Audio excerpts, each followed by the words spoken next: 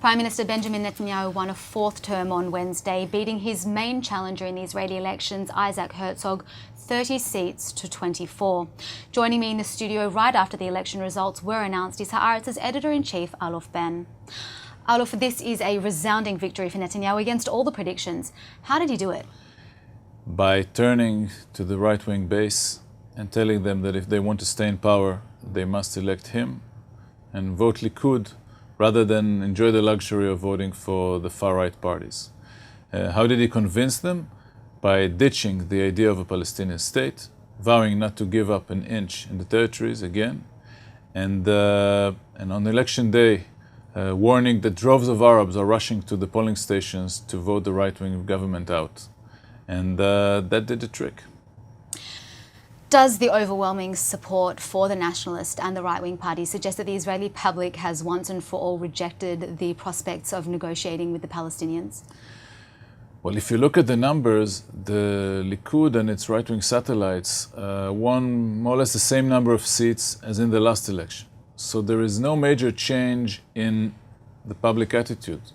But we have to bear in mind that since the fall of the Camp David talks in 2000, so it's almost 15 years now, the mainstream political thinking in Israel has been that there is no partner on the other side for a major peace deal. Clearly, given the civil war in Syria, there is no Syrian partner for a peace deal over the Golan. So nothing really has changed. And what about the relationship between Israel and the United States? What does his re-election mean for that, especially for the next 2 years while Obama is in office? Well, clearly, President Obama and Netanyahu have no friendship or appreciation between them.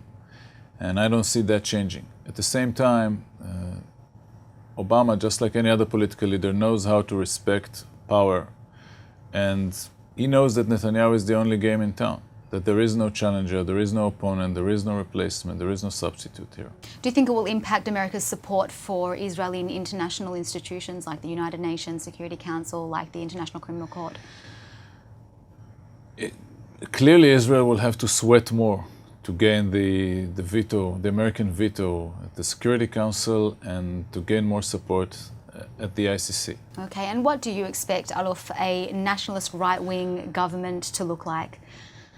Well, you know, for the first time in years, we have a full right-wing government with no center-left parties to be its shield against international criticism or to soften its anti-democratic leanings at home.